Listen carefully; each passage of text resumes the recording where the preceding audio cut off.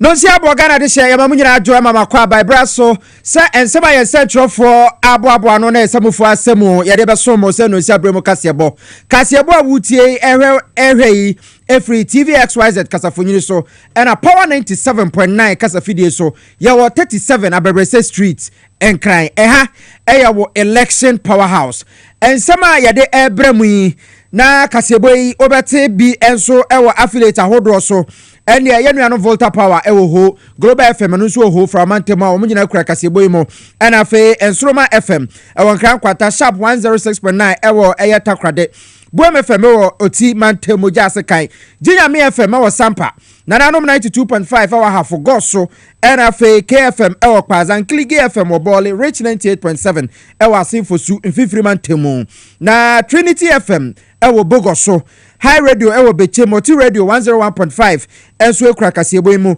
Wimpai Sampa Windi FM enso Pusiga Bono FM 107.5 ewo Sunyana Loud Silence TV ewa Accra and afi USA abrochime mu wono nyina ekura Kasiebo mu a wono mo eto apete a enya sabketo akra na yesa kopie du nkofin so a ene na VC TV and VC Radio wono nyina wo ho kwa manone a Apple Theater of Virginia, Daisy Radio Italy, Adafopa Radio ewa Paris, and afe G Live Radio ewa UK, OPD Radio so UK. Adawro multi TV dege box so Radio XYZ and afe TV XYZ by xyzonline.com. In sebi ubetima kenke bi wo ho asan so atie wo ho Facebook Power 979 FM. Fawa dwenkyere bra ho ne share Kasiebo ye bekenkan ni nyina e de amount. TV XYZ so Facebook and afe YouTube XYZ broadcasting. And so adwenkyere no de ba ye bekenkan ni nyina enso ade amount. Information centers bebere ka ho bie a wo to Kasiebo apete. Ensema ye de so mo no ne edimu akotene ni bi eni se ene Supreme Court akọ atrase echiremo se enra Speaker of Parliament Abasumana Kingsford Bagbin eye ruling bi chiremo se MP for a waromako independent makomako enan we you am Africa na mra shebe dwefie apenyo maken e de court ama ene Supreme Court to say there be speaker sa asem no ya overturn no twen na yemre mu ansa ehon seme wa ha enenwumre na enkani mampani yera John Dramani Mahama dia to dwa chese nipa de obeguo no eno na obetwa Professor Aaron Michael Kwemra shebedwam niam bia wo ye no esusunsuanso na nei ekosoe na yabekọ Ghana police for akache won say eya police cells ya chinipa koto a eya na eho ensensam akwakwa bibia ho police asweye any hospital obia betubi akoho bie nanso Ghana police akache ya chinipa ya maneduane na eho nso tantan enam so ema abranti a wono enedi oye kire ba ko anim okroma eho aba asem bebira ye nyankan wiye eya Oliver Baka Vomawo echire mo say senior police for akachisi a yentriti amanfo yie no woko hunger strike yebebo ho komo e wa ha sei yebeko piemu ewo boko na meka sei ene yeboko eho nwe kra ya attention kase pa na ma ne homere so ewo ho no enam ohimpo bia ne court ayi warrant afri ne so na ka obia ma omanfo bi se want to ho ase yebeko ahoma so na yakodimu enkomo abushafo asojafo so ene eye afutu kase akwa ma omo se abato ekwakotui soja ni bia nya neutral nkonko gina obi achi ehonsem ewa ha ti obodom hene eye nana aje kokko tachirifi beyi aman wode ato Ghana fo ma nyina nim se one tie yewra John Dramani Mahama chi esanse wono enadwene ema ho ene World Menopause Day yababo ho enkomo ewo fidwe mo ha se we ni nsaba foforo pi na yatra se na nwumre ye de eso mo se eye no siabre mo Kasiebo ewo TV XYZ ene Power FM so adaroma wadwenkyere no eba emra ntententem ewo Facebook na fe ma yehu bebia wo tie ya na wo hwe free na fa wadwenkyere bra ye be kan ni nyina so ede amaw aseda kase ewo ho ya de bema Little George Health Shop ene wodi ndu papa badwa so kono kopebi na wo so nonom edu heba clinic kan bi solar natural clinic kan bi let's talk educational consult kan bi na fe so medimosis ex natural mineral water wonum nyina abo ye chiri dom na eden sami esomo akenka fo na nwumre ye me piesie okra boys prefect ekome chief tankers honorable without constituency menu aba da chima akosia oforiwa amanfo bam ene ensem no enchire mu ena yede ebramu ene Supreme Court kwa asetena na Supreme Court kwa asetena na wo chire mu se a lawyer for wasem be yetaka si stay of execution na se wo ye bibi na se obi se wonte ase na ode court na yede stay of execution ba na se I say time na ehwa no system na wagina ho enti kahwa enko ba bia na ni nyina ne se Ghana has say 2020 time na Professor Michael Okwe Speaker of Parliament no wofa decision bi tama yewura siama MP owo fomena o ka se won nyina wo MPP di mu na sa time no da so yemra shebedwani no wo yini free Ghana mra shebedwafie na no na afie yakwakoto aba na agona west mra shebedwani Cynthia Morrison wono se wo ko independent onye MPP ni na afi yewura Suhum MP yewura Asante wono so se won nyina MPP fo di mu o ko independent sa so na yewura siama yi wono so the independent candidate na ba yenzo ye MPP ni ena Amefi Central mrashebedwani yewura Peter Kwachiaka wono so si won nyina wa NDC fo di mu okọ independent eti na chese na eso ye no sa na ewiaso ye pam obi 2020 ka se ni seat na vacant eni afi ye nura ye nyina ye teye yewura Abambagben ese seat no wa declare vacant nam so ema ye ka se ni se wo hwe nipadoma ye wo mrashebedwafie dia na se NDC fo na kodro so ache MPP fo eti ka NDC ye kọ eye majority na Supreme Court to say apanyo ma kende asema ba bedan no nti wono makwa asetena say Abambagben ni decision na wo fire no ye the stay of execution aba won eye Supreme Court for enko pay interpretation no answer nti yabo to aguo na wono ma motena asem no so Chief Justice Gertrude Tokono ana fe so no Justice Mariam Owusu Justice Kwame Adibu Asiedu, Justice Anes Yaugewu, Justice Yaudakwa Sare, Wamu yina say speak enrade na oye no, wono mo entiase na nipa wako represent MPP MPs no, lawyer pa Kwesi Abedu na fe former Attorney General Jogate eno ko gina mu. Na asem we enam so ema yewura panyo makira wode asem no court no.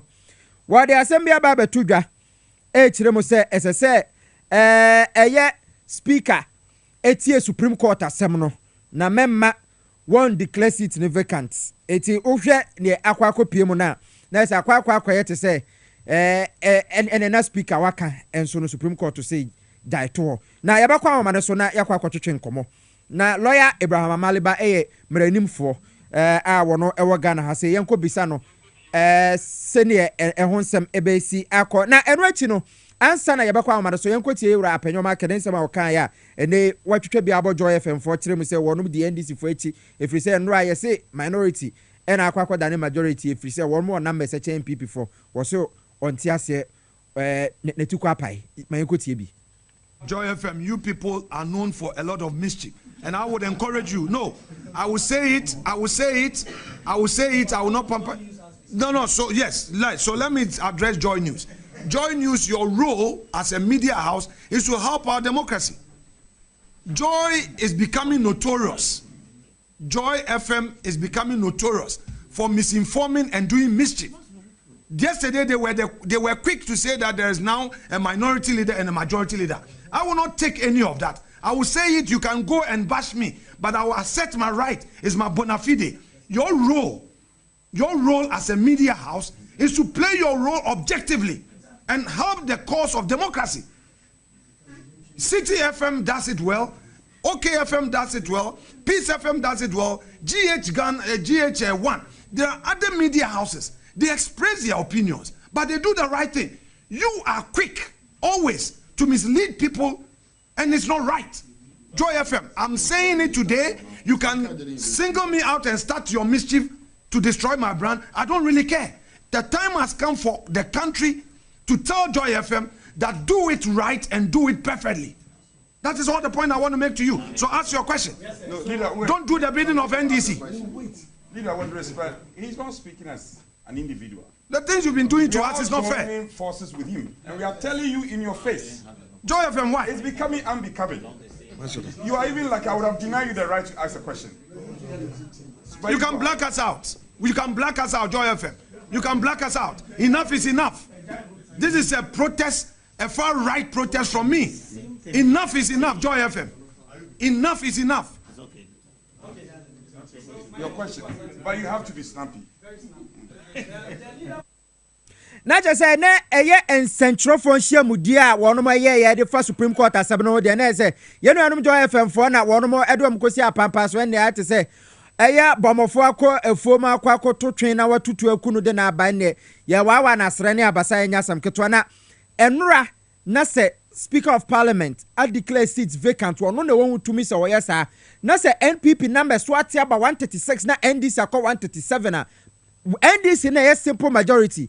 It is ensem ni wudi komo na obisa na okachira wo say mayen kwa na ni owura Alexander apanyo makiri nkwa twetwe komo wo yemra hyebedwani de ma omanfa wo mo afutu abato mpeso aso a wati kwa pai na wonye MP for afutu wonye MP for afutu woye MP for afutu eti say yefra wo say mra hyebedwani de ma afutu ayenye bone because at that time no ye declare seat no vacant Supreme Court nya meka hwe nti at that time no we are MP for a futu because they nim so we majority or so we minority or eti yankwa kan ye ni ho na say hey MPP for so wo mu kire bi o mayenko ahoma no so na ni yewura Abraham Amaleba enko twetwe nkobo eye opanyi say otemenka ye ma akwa aba e de ba eye djubadie we so na Supreme Court akwa setena kire mo say Speaker of Parliament nsha enra wo share say 4 seats aye vacant no wo say wo ma overturn no efri say obi de aba down mo say wo ba beje interpretation na sa asem we mo say ya no wo ya wo say yo me da say nya me kan say NDC leadership omon bi omonim NDC leadership ma omon da NDC leadership near ekoi dress rehearsal say you ever win elections no but yeah from my into NDC mumbi monim eno ano no me kan be biabio me wie ndia betumi aka ano no there eno ano no na say asemi ba na say na akwakoba na say no say wo ka say NDC for mie wo mani a menim say NDC mpanyimfo ate we NDC ni ba we de we mranim ni so asem bi ba say ya Supreme Court ohwe eye sa ensema yewra apanyoma kigira so de asemi ekọ ya 2020 yewra Michael Kwe eye bi obi anko court eti ne boni a ewo mu no eno ne de he me can be biabio I've told you that I won't say anything again mate mayefa ensi o yada say o say on the NDC for na oba betu omufo wo mu me omani abato na NDC be wini nso obehu se nkrofo bi akokọ to say NDC en wini na afei akwakoye bibia ewo ho it is possible so mo nansi bibi so o so onka bibia ebi akoso pen e wo parliament ye nyina ya ni tua a che se mran so batachire nte e ba ne sen e wo se a lawyer for no mo yete ase ye se de court na wo ye ne kwan so ano no anase sen because 3 arms of government obia wone dia odi ye na dwuma because mimi nim hwe kra no e-levy abra aban de e-levy bae no mrasha bedwafo bi tam call Supreme Court e ka say Supreme Court kwan a aban afa so de abane ade no enye kwan papa so nti wo mo kodan Supreme Court say Supreme Court interprets asem no mfie mienu nie ye nyanka ho hwe Ghana for tua na gwe apanyo marking ko anure ya enne ya transem no na ayi trumuntu bill yikra anti LGBT bill kra ekọ na say ni no de almost parliament your friend is a speaker enyam fa ni defense and family enuntina ma asem na delay yenko yanima adeshima ma ya to ansam no so na yakọ yanim na wodwanyafo John Dramani Mahama woden sama hodo to dwan nyina nim se wonamu aprobo e won krampumpuni mantem yi emu phase 4 na probo no wodenamu a na wokopia mu e wo krowo abato empesua no eso wode ato dwa wo kire se enra wo hwede si ye e wo mrahye bedwafie ho no a e wo se Ghana fo nyina ye hu empo MPP fo no e wo se bo hunu se sa de we ebia si pen yewra Professor Aaron Michael Kwe abreya na o ye speaker no ade crement ya na o ye ye sa ade kro ya bi na o ye ya yewra Andrew Amuakon ni seat no o declare say ye vacant e wo mrahye bedwafie afa de ye no an say na amene afo ne yakwa ata anase awo ne yakwa ye wo kire say hadwene pa na de Professor Aaron Michael Kwe ye no ene so aba e na Ghana ye twa sanse Bible kraka e se nipa de obeguo no eno a e na obetwa ye ntie yewra Mahama ensem. So the NDC said, But this thing happened in 2020. The speaker gave a ruling. So it has happened again. 4 members of parliament have filed as independent. So Mr. Speaker, give your ruling. And so Mr. Speaker gave his ruling and said their seats should be declared vacant. And so by the declaration of their seats as being vacant, automatically the NDC becomes the majority in today's parliament.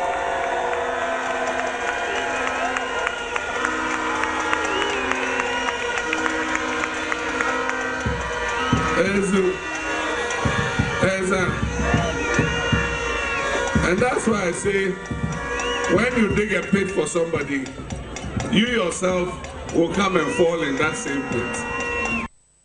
Way and in someone when young for John Dramani Mahama added to Jan says, I dear way, yera my coque, why ye be pain. And to the necessary, ya, nay, a beer suam rashebedum, not yet 2 and more be at a sa, quabranessa mentime once said, we are boy in what ya copia more quarter, man, nen running the ya quarter timiatanaso, a bois samoa. Natural as a Ghana, I was said, ye said, ye, Papa now, friend or kind, and this almost shortest interview. I once interviewed one country view or senior McCann or main country view. Yet one summer so now, some way, a mamma enquiry, no one summer Ghana for you issues, and I'm so Emma Democracy Hub, Oliver Bakavoma on any rantier, Wamutisi Monteneso, Bosumia, a tremui, a yatra nansa, na posi for che omo. Ede omo ekoto efiase na nsenya ye ma bail ono kwane ese ye money bill na striking force ho no a wo mo de ne koye no ho tan unka se nipa kora ene da ho se obi aye bone a amamra mu no wuntumi nka se nipa kora di for until se nipa kora court eti wo ye nipa okoposi akso ye a ese ye treaty se nipa ye treaty se aponche na se bi wa aponche kora our right so what you say na eno democracy have for Echiremu say, Wamo that striking force, they say, senior post ya as tie, baby, I didn't pacoto, enye nintino, na ye momo dianintino, Wamo ko hanga strike, one bay fasting, ewo, and the drefiho. Etienne, democracy have 4 friends and trophy shame dear Castle, Oliver Bacavomao, Edinu Jimbia, one also chiremu say, no crenim yamianim, prosia swaye, Uber to manya man, simple cra, braweninda, Obako Pimo, and say why kama. Na esenia man so ekoso ye yenkoti nsema wo kan wa bra wo friends and trofo say wo mra meeting nsem ni bi yenua Oliver Nisel ena wo mo declares a hunger strike we no, and it has become necessary because the various inmates wo mo that particular cell no, they complain of the conditions. The very fact said yenua Oliver was a cell no cra gave room for some of them to feed, because they have been deprived of feeding. Ebu was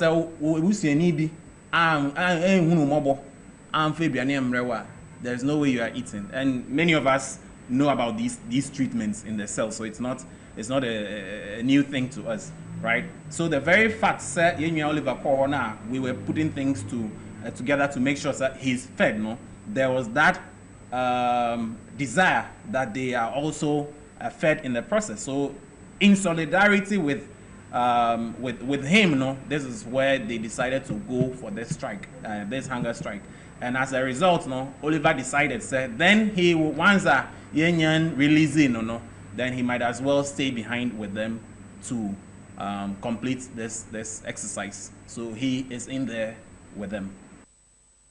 Eti ensema wo mo canon ti hunger strike there da so e wo so na Oliver Bakavoma wo court amani bill there o si wo mpie o da so wo ho free say wo kodi ama Ghana for na ye canon oti ho bi betuma kofa be kan wani nna ho na ye de wako police asoye na wa hwe ofi a woda na police asoye se bi o yemfa mponche kora ngu ho tantantan na asem na kwakoye areho semti wo mo kire mo say 20,000 bill ni there wo mo de ama but Oliver Bakavoma wo when the di sa hunger strike in him. Yenyina yenim say the sika etu obi so for as a bail conditioner, and yesika is ituano upfront. Na what that implies is say nipa no and cooperating with police and no nipa sureties no or meet USS no. Then yesika ituano upfront, so that's not a problem. The problem actually comes from the processes yeah, the first ones Omwa granted, finally, Omwa releasing it, despite the court having granted that.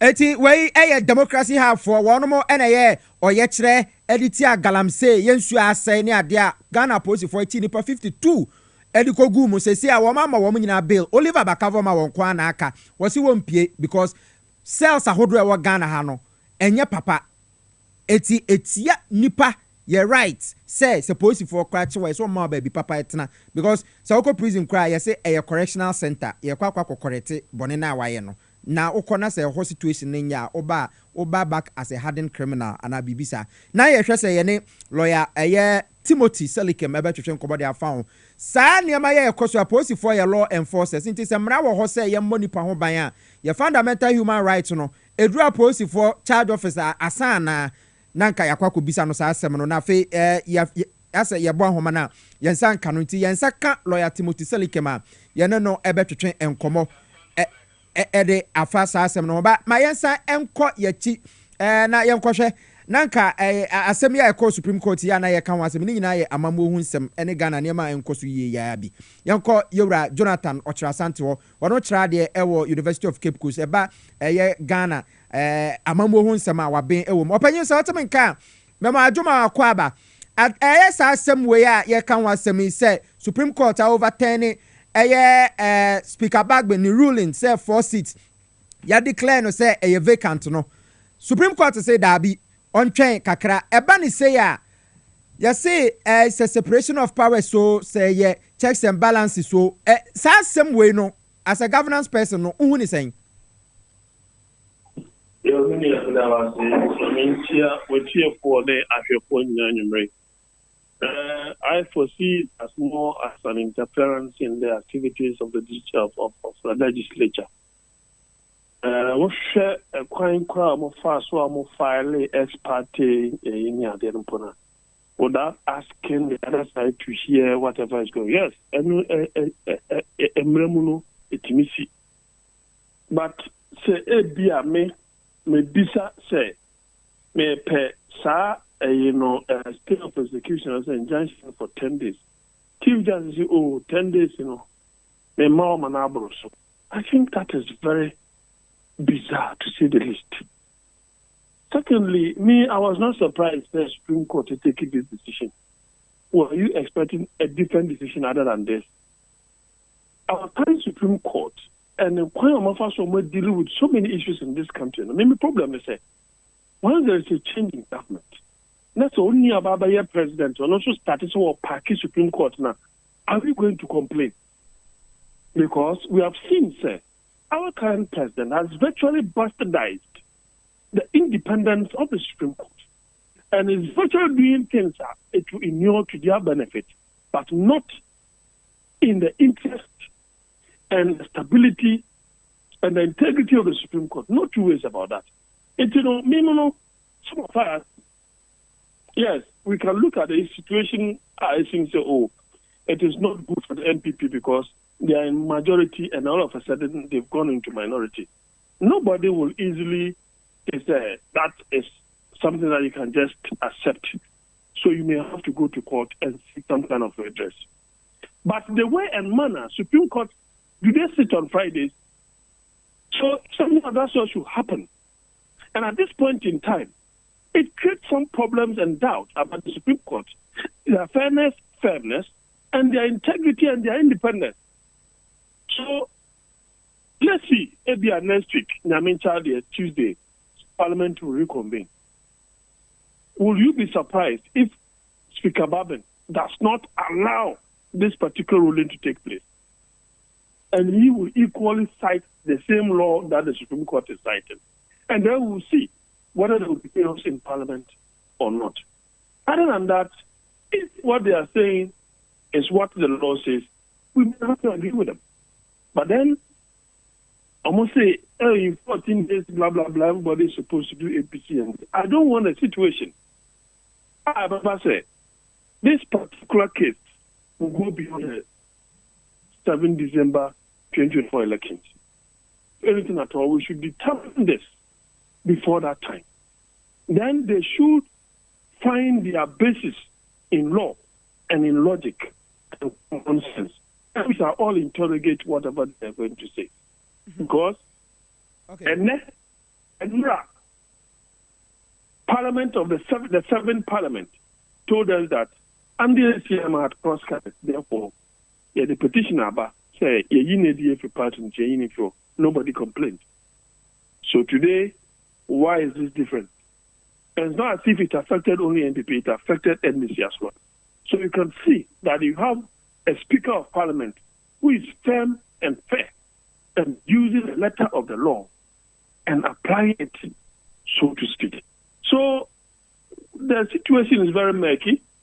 The other thing I'm personally going to say, the way a manner Afenyo Martins has described the Speaker, I wonder the relationship between our Parliament, between the two of them. Because even as much as Osei Mensah disagreed with the Speaker, he never spoke in that harsher manner like that young man has done against us. We need to respect authority.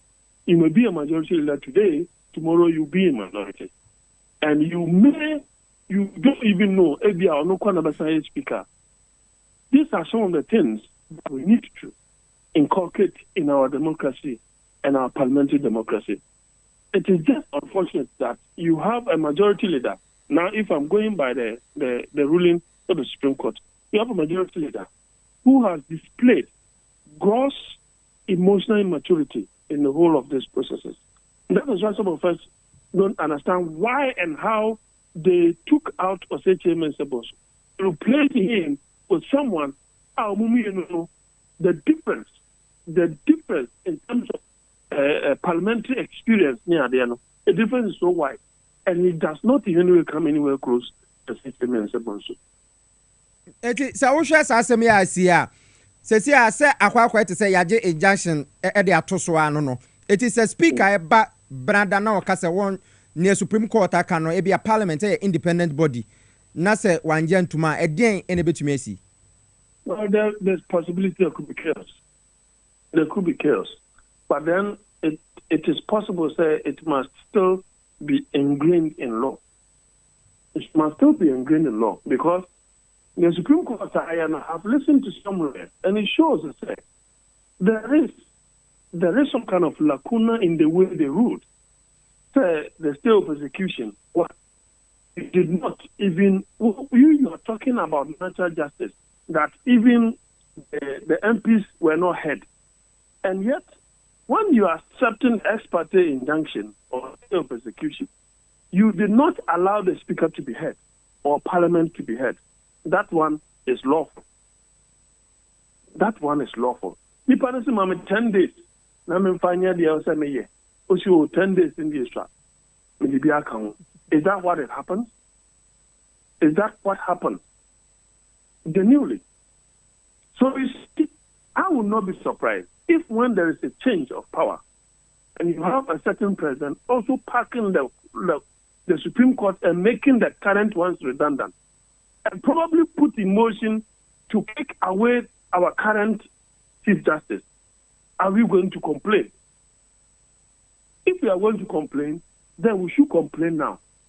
If we will not complain, then when the future president comes, we must equally not complain. The bastardization of our state institutions leaves much to be desired. And our president perfected this act to the highest order. Openye ye ma yemfansia na yenhwe ebrada ne ebesibia no yenti bibiasa yebesan aba wo ho Dr. Jonathan Ochre Asante obi a onim amamohu sempa wo kira de University of Cape Coast ono na wote say ye no ebo enkomo no gusu tie ehwe Kasiebo wo Power 97.9 afa TVXYZ aha wo election powerhouse about ho nsensemi en wo hwe nsema papa yi kan akwa te say oto na osono akwa akotia ekura dua so na se wanka hwe ya wotena wokotia won so wagina mo adua so a enu kwansa wo kasa David wo se wo kan wonu tumkom akwa te say eye saboni bi na ye twa dia so wa che say emwa ma ye kabi ma min kabi no entumi enyina na so mayen ko ye ni me ye hwe abobisu asesa ye hwe say ye hwe yo ye hwe dia na ye koye nim ye tufa na yakopie mu ewo boko ene ye meka say boko ehono nwo ye kura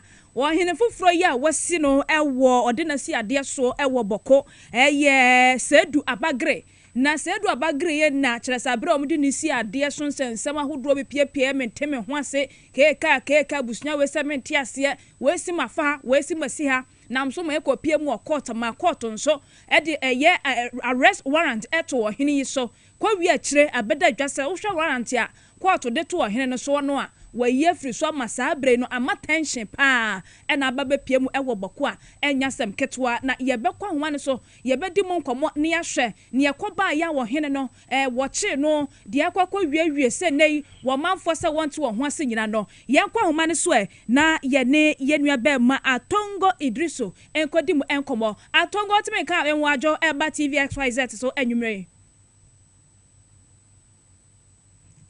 atongo otime ka yeboya homode se yensa beka atongo idriso na yane no adi emu enkomo ewo boko esanse boko de ehonmo asam so de yenye nemfie kwadwo ho na abusua wese me na hinie ya media wo kina wese me na ya media nam so bi eme atimi de curfew eto so no mni ade a ekame se ehonmo sensam no edwo ya akofom kakra na bibia sa kobom na saman homini so biem na nkontima adi ahim na de ni tu adi ahim awiem ko wie kire so de a ede eye huoya na sempo no ede basabasa na ba nam so mani pa binim timi kura famo eprepra majapade ahodo sei ema binim kura mpotimi famo eto na nanom wonse do a akoya rehosem wa na latest one foforo kura asa ba piepie mu asa bro hempon foforo wode na si ade so a ebim so wonte wo ho ase akopie mu court the arrest warrant atone so kwa wi akire court say masaya ye free ne so achese o manfo ne bibim say wo moto am ho ase wo sansem wemu a chese enye ye kura ye boye homodene ye nsa ka tongo a ye ne no bedi sa ensem wemu enkomo ya to aso aye ko eye asoja for akate chief of army staff Major General Bismarck Kwesi onwona ena wo kase wo kire mu se ya baba to abato no baba dura ya na yeti asojafo ema wonom koboa se ne be ya asumdwe betumi aye adwuma na ohwa asojafo no ese otumi etu omufo na wo kire wo mo se abato a ebe wo soja ni enya afi na akwhye party bi atade ana akogina party bi achi na afi wakwakoye bibi na akoye bibi wie na afi owie ayese aye na Ghana sojafo ena ekwakoye saa enema no ntino wode afutuo kese pa ede akode amom se abato a ebe no se yetumi eboa na sojafo professionalism mommo madwuma yi pa na afi mommo na afi abato no bebi ebekubia enko na bibia nso enko so kama pa wode se we atudwa wabra na omo commission eye edan bia wo central command ewo Kumasi Asantemantem na wode eye saa ensemwe atudwa na yebekọ ensefoforo mu yansanko yetie atungu aba eye ahomane so atungu maju na esebre no ede na sie ewo boko se wo hene yase ya chi no ede na koba ya empanifo echi no boyemu yo and then you will be samia saying na enim no but last year 20th from February in a free court to say yenchi apagene no say to abagria na yuri evidence ade storm share boko minus number of mining ana maintain one city e man home resto if you ho no man ti answer na so no of be bia okodi ade no ho no mo mba ti edura na ye ti say e court na ye ma e tumi say yenchi no court of that 2 minutes was into entry meeting. The nano pay yes and can of pen and na master pena room more boku and there was a tension and man home so not I would think the base no obia casano obia cana ya been tell you the pod yet and that was what time if you start to I'm not to ela tutu ebras na sa me o kata die etu na ntimam play obia ma tutu ekofo on ma chen sorry ye di pechire say ye say ye call ye ne lawyer for ni di ekatai na mo ma ye ti aso na ye di to hin so say yan kotiro no na ye state versus Nigeria or any see at the end so. Na register na correct or one of my science secretary. And money brand no niveau and to register na sign to 439 and also about in seminar be entina getting entry again. Na se sia what can be a bit almost na adina ye bit on my Bawku heno. And that's so it's so. And I say I don't see a year to on. Lawyer opponent in the end almost train state no say and could I did the remember and more months here. Say on him no 1 year law and now most like the 1967 and about 4 hours 2 and the phone you know for that me I was dealing it now a month to no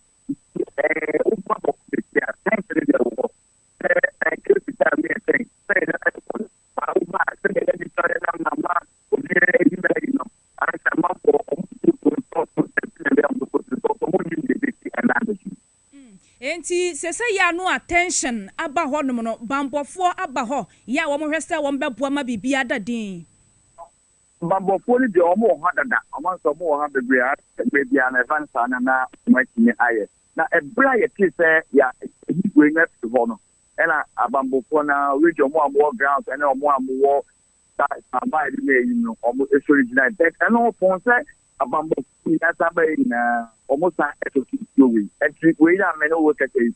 You need the big energy and I need the big kind of and I need the big what's na. Yo, and it say ya no, wa hine no aye kan asem no or hin sisi ya. Sisi ya meno ka say you be ntimi nkyere baby a wo na yiri na ledugo no say de na babofo obi ntimi na de emma mlantie ne buafo say sisi ya say ya yiwe na flow no say ya betima ma no kwane ma na babofo na babofo so a oba be transfer friend ho say ohene enti we na ma other side ne enti asese ohene a o tete friend na so ka bogrago the second tete ne de any point say ya sam ma no kwane ma ba have ebe transfer or your unit and then the omon pen and the omon penalty. Yo, Atongo yabeda sene wa mane bo mo wani eni eche ma nti yamane boni Atongo Idrisu ena ye ne edi nkomo efri boko tensiona asi wo honomo. Ya to ansam no so na yenkoi asojafo asema ye kan ena ye John Jamani ma ama chemu se asojafo adwubedi a wono mu di wo man mu wo hia eye enema a we ya akade ahodo a enemasem yese modern world enti technology aba kwan a sojafo be fa so intelligence gathering ade wose NDC abreso wo mo hyase a wo mo ye bia se nanse ato apeka krenti ama asojafo adwumadi no fana aye bibia ho na mmom no Ghana for to ababa no no ba sojafo se an bambo ho nsem betuma koso yie e wo man mu ade obayiri mu pa enya asem keto na wode nsem we etudwa wa bra na wo bonto e wo Tema West a okopie mu e wo eje koju e no de nsem no tudwa Emrebia NDC wabemu ye bambo for ye police for military fire service prisons immigration omunyina NDC na eboa omo ede enyoma omo hia ede ye omo djuma yetimi de ma omo. When NDC was in power, we did the biggest retooling of all the security services. The Air Force, we bought them helicopters, we bought them aeroplanes. The military, we bought them transport vehicles, we bought them armored cars. The police, we bought them armored cars, and we gave them the largest fleet of vehicles in history. 1,000 vehicles were given to the police service.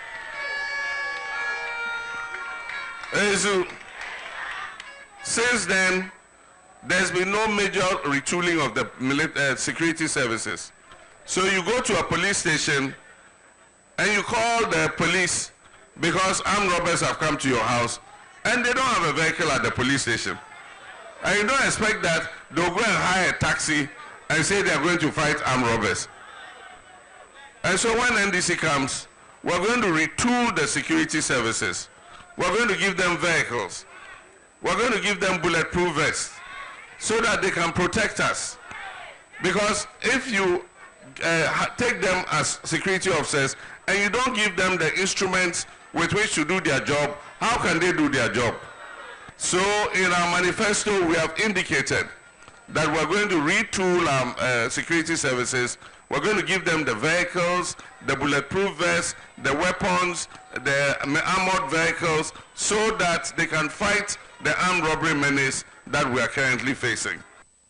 Where you John Dramani Mahama, one NDC Franca 24, one and Enra, what in some way to drive or a Jokojo Abra or Bon 20, Waguswa, then and Tua Bono Nam and Crampumprimente Mayasam Catua, and you may baby away Ayosu, na Osunsu DNS, Oban Craya, baby at the Ensano, Osudie, Yediga, my dear.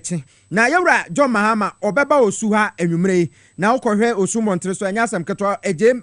Kodwoi nipa puba ye na chese na say the NDC wan yakono te ehwenim se obaba be pem wosu oba bedru abra Kasiebo ye kwa ye de honsem ebetumi enso e de abra ye to aso na ye to fa ye kokopie mu ewo tuobodom ye no ewo Bunu East mantam no emo na tuobodom man hene eye nana ajei kokko tachifri beyi aman ya wodi kan eni ameka say na abo yera John Dramani Mahama baso pa kire se wono ni obi a wodwene ma ho wodwene ma asetena mu yedie ene ni running mate ayoba Professor Jane Nana Opoku Ajiman na wo hwe nenhyehye ahodo de agu akwan mu a wo ba Women's Bank nsusu etuatua line we kire pefe se yera John Dramani Mahama ni NDC manyoko no wo modwene ma asetena mu yedie ho ewo mamu pa enti wo de ato omanfo yi a wo wotu obodom anim se afia bato no wonyina entoma yera John Dramani Mahama wo de sansem wonyina tudwa wabre ya Professor Jane Nana Opoku Ajiman ekopie mu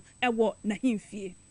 I mean, the Makasa is just an aspect of education, college of education. Maybe you may free that college of education to a full-blown university. Just college of education. It is part. It's a university. It's a tertiary though, but no.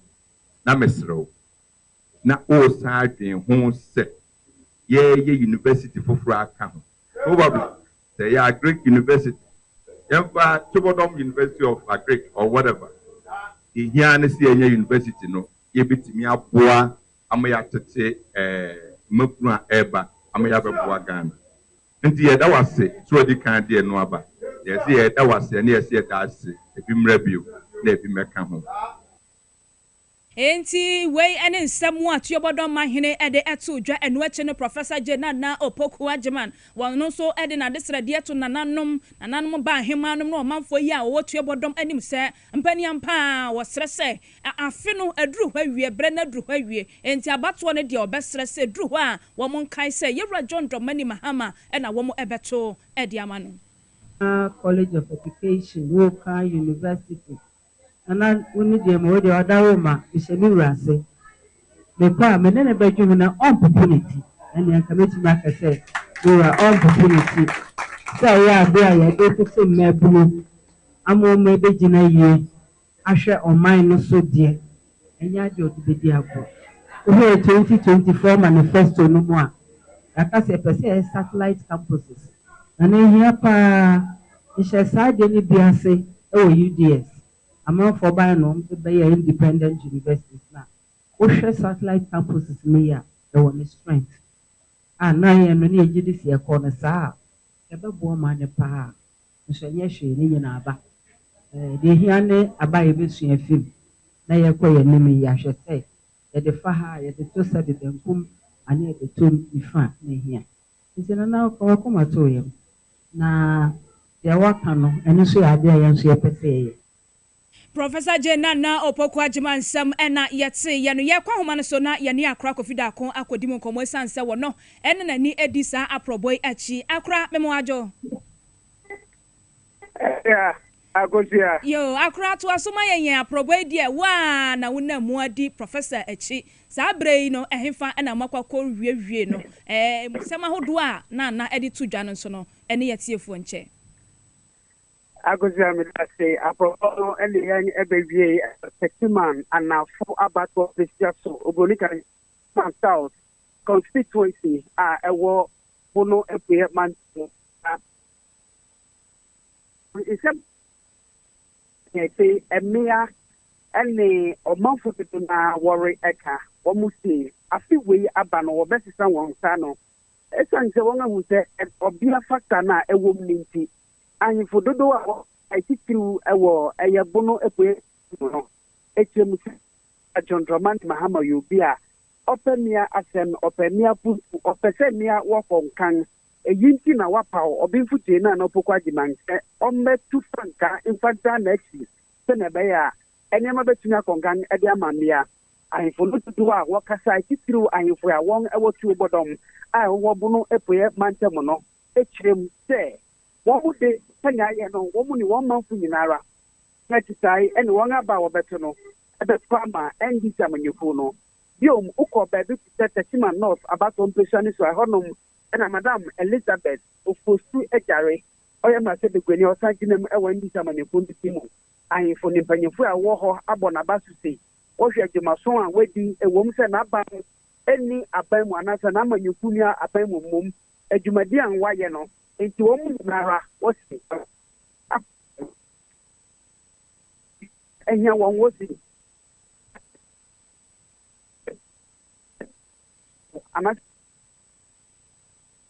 Akra, Jina baby, ye mind na yente won kana say.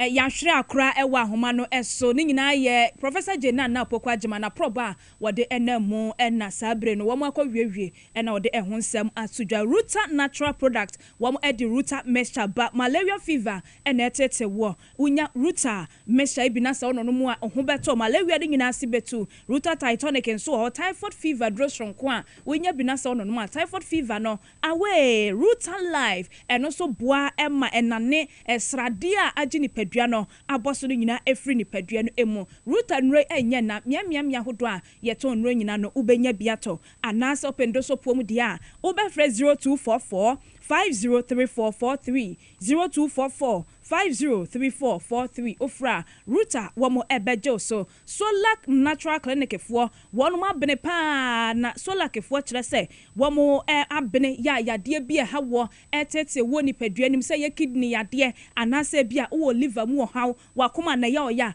ba be ma mo pa wo mo chia munya wo bi Solak Natural Clinic fo so ma bene wo bodi mfidi ahodo ebesisi wo so ayo ni padua nim hwemu ansa no wagina so amo wadro ntani mani ya ko laboratory service ni nyina no won be ne kama edi ama omo numbers ni nie obetimi afre na wajo machi kwan 0553 932634 0553 932631 ofra Solakefo ebeje wo so ye gina we so na ye twe ho aba ye ba ye de enigide Kasiebo ebeto am so.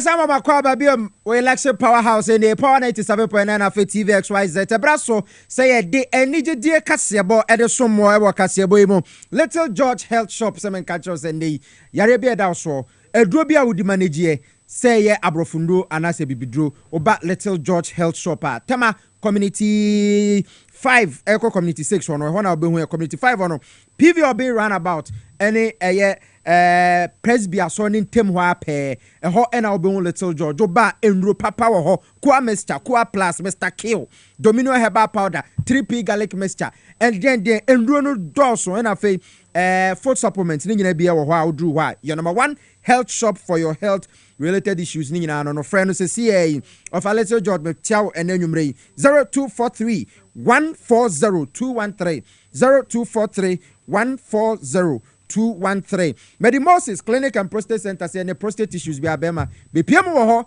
31 good years yes san yare anya sam ketwa wada roma wo ba ho a stroke na ebo nka typhoid fever yare bia yawo adenta hona yaso ye kese ne wo ba tumi hwe wo sen mammogram yawo breast cancer awareness month mo ba fa no funu ko na yenhwem emfa ma 0244 068447 yawo adenta any police station no ene din hwani mu Accra obehu yawo ASL building no ewo ministry sana je kodwonso yo hokuma se ahenema kokoben ena obehu ye 3p garlic mixture no ewo dwaso kono ko pebi na no mebeboa amatembia wo ho aya wo den mama ye dwumaden chana wa bere ohome eba tentem wakoma bo periperi wo de num 3p ni bi eye ehiafo doctor no general well-being ohobeto pharmacy shop bia 3p wo ho Ghana ha Fred Dr. Prince Nelson Mototi was 0248 928 824 doc mechiao enanwumre ukọ Little George honso a eduroi ebi ewo ho papa enya sam keto enigide Kasiebo no ena ye de ebremo se Shatawale ni Stone Boy aiden o ma aiden akwaba yeah ni ana den ho efe lovely there is everywhere here ajo lovely o se Shatawale ni Stone Boy aiden so everyone we be Shatawale ni Stone Boy we say oba no obe yi won hu edi chere nipa na enra na Shatawale birthday into Stone Boy call social media so and okọ we na happy birthday okọ we no say anko ya ma Stone Boy anko ya ma Shatawale ade na Shatawale be sa o say no matter the differences I wish you long life brother big 40 Shatawale response on the buy o say which differences stop fooling and grow up the fans don't need this enmity be safe. Friendly banter. We're sure. On the no sir. What kind of video be buy na Stone Boy call be obi because and a friend say no Shatawale bo me na call and also Stone Boy abroad did it. Or the Moses sekle. Inti na we na akwakọ bend say ya hwe na sound to call we dey bia ye kosi. Na mentia say kasa bia nti na eti. I say it's good for publicity. Na pese enra sa enra na echi. Ba umi akoshia creative arts for no. Na o say o dey app biba beba. Na app no de babeba no it is streaming platforms na bi it is Spotify, Boomplay, Audiomack inti Ghana ha no I say Ghana version of that app inti na young artists for no they won't necessarily have to go on those Spotify ne ade no ni na no de akokoye ne wo de be enti no o be launch yen de na wo young men mu ha na mo man kongo tie sa interview imra.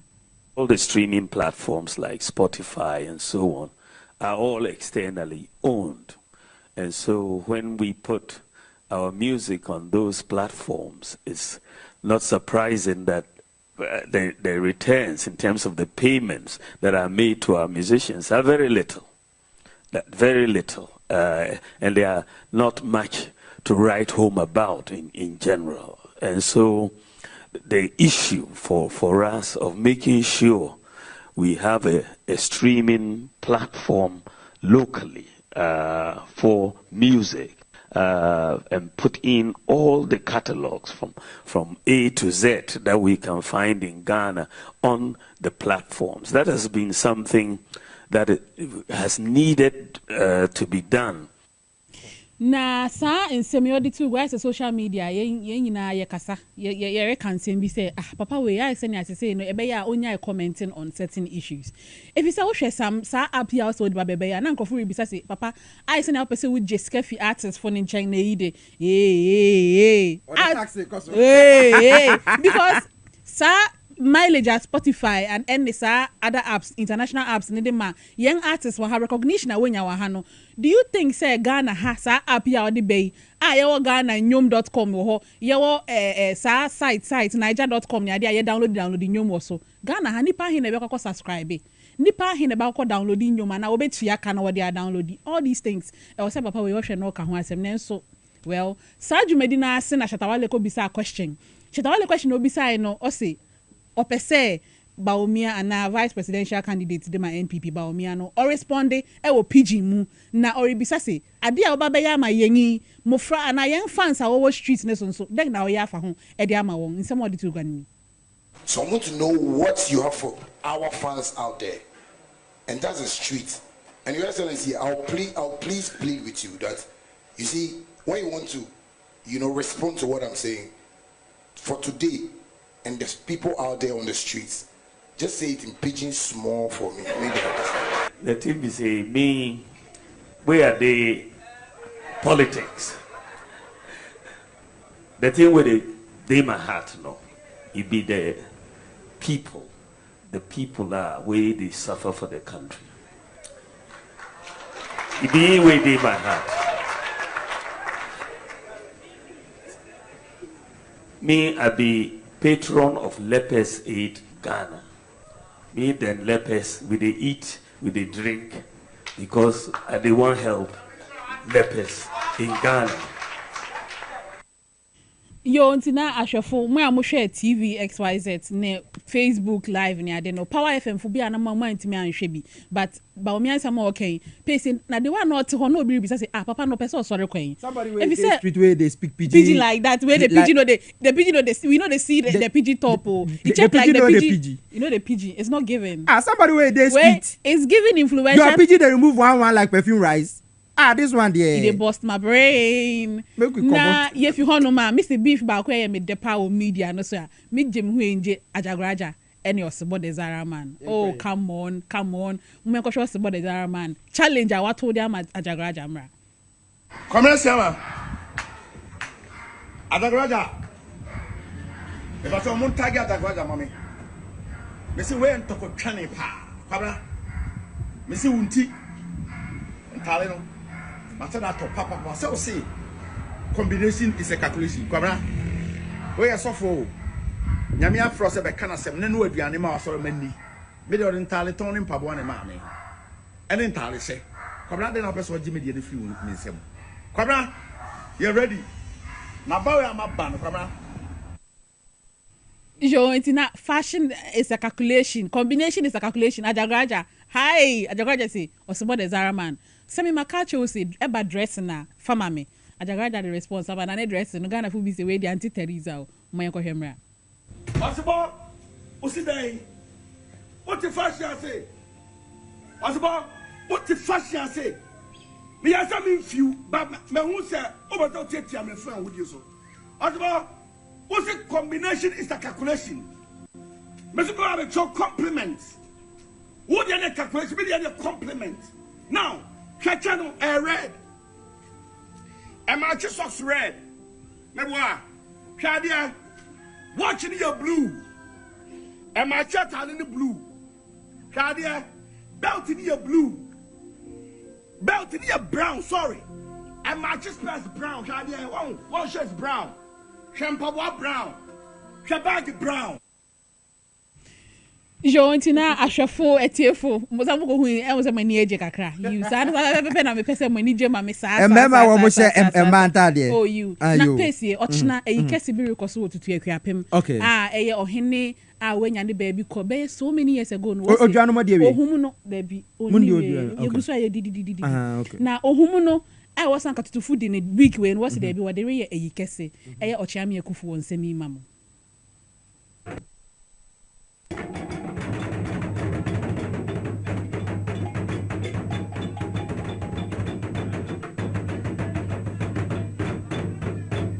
tutuhene ne akurapem koronkohene a onya ne baabi kɔe nana yie bi paa ne saa nti akurapem tutuhene nana apia nti a ɔto so anan ne man ne mpanyin ɔhema owusia ampia mankra do ɔhene wɔ ntumi yaasanyene sarelabi tufohene ansa dɛi twafohene dɔkta ani agyei mawerɛhene akufo kwapɔm abusuapanyin kwame ado abusuapanyin kwasi asare ɔhene ba abena adobia ɔsafohene dɔkta afua asabia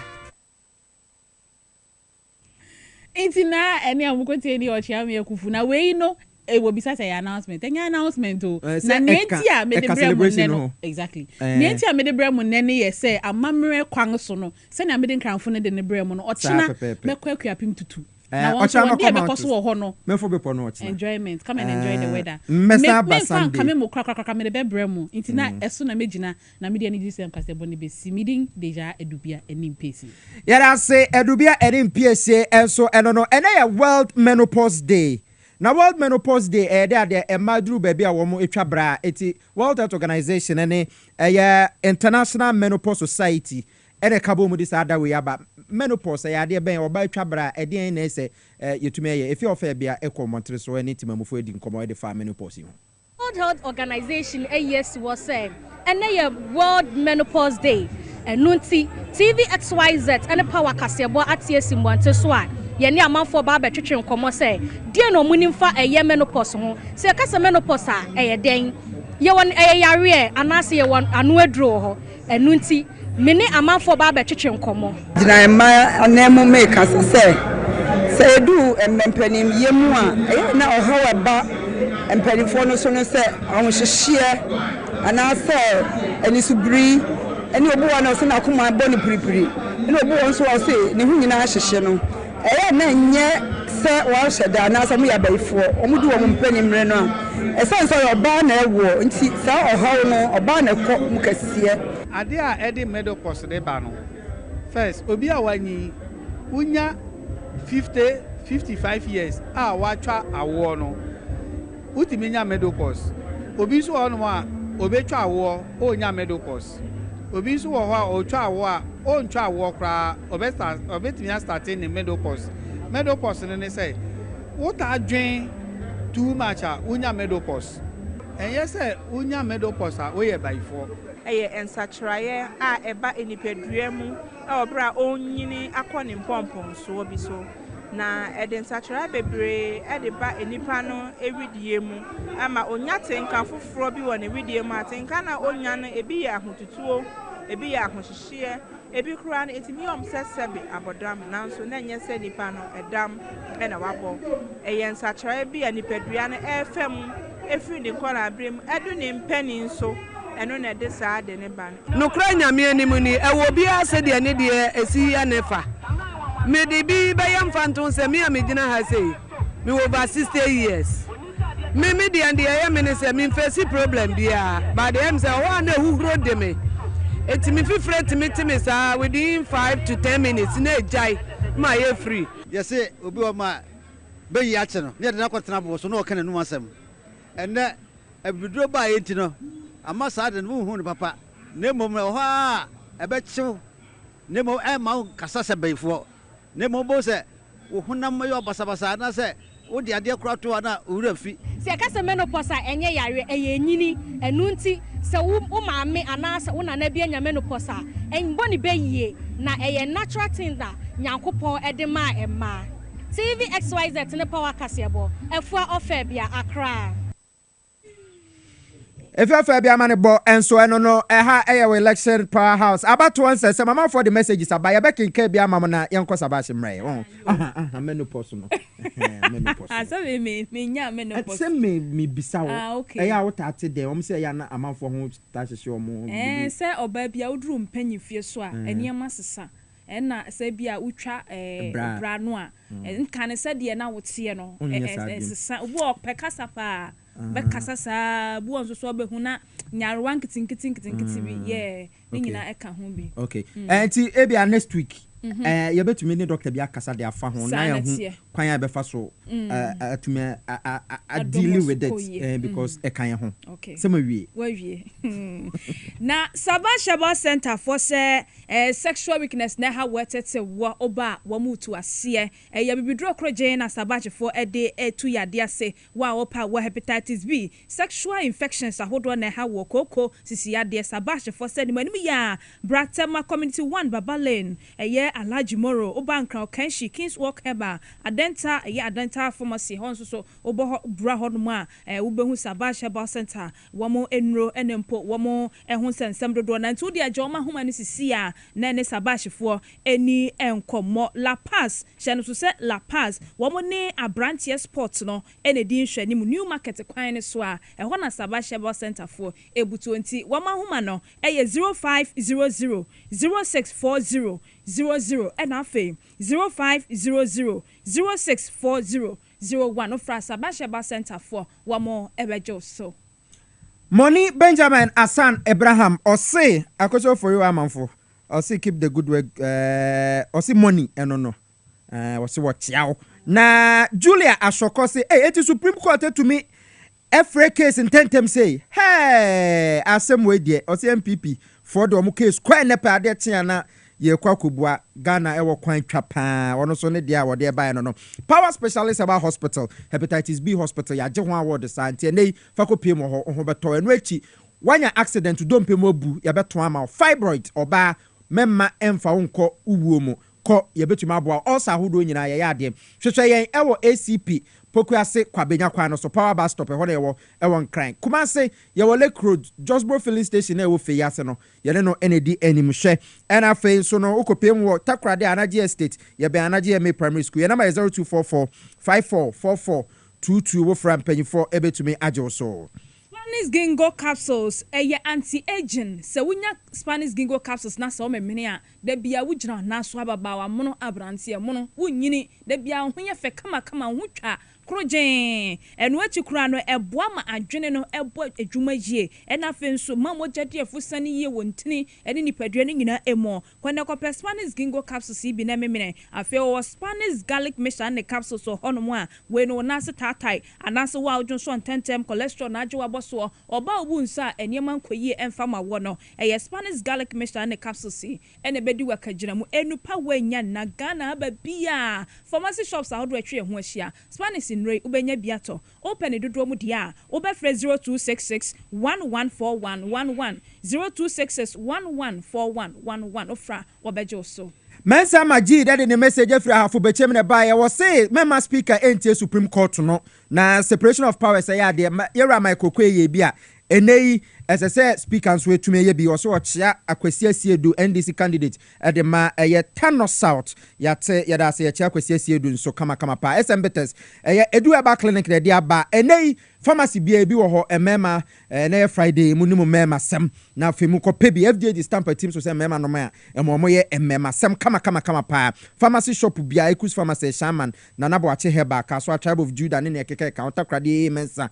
udru ho abenya bi Fred Dr. Edu ewo 055-837-9545 ofra obejo so Roman Rich Traditional Chinese Clinic eso tayechi na de Kasiebo ebremo stroke anasa wakoma miniti na ye ne ya no wu ye so na koma ye ne ya diabetes and of liver issues ya de pa bra ya so ye adwuma efri dwoda kopim kwese da anopa no nwotwempa mu wo ba ho a obehu say ye bo adwuma ye ne Indian High Commission ene di nhwani mu Roman Rich ya de pa nru ho bra frey 0546 450 672 0546 672 wo from Penyfo ebejo so we ebejo for the Kasiebo no esi wo ha ochena obesa ate yenka biom ewo kasafide so yada team ni nyina se wotume boa ye Edem Makantoni Power FM on ma ate yenka me di PSC okra me ne menu aba da chehima akosia oforiwa amanfo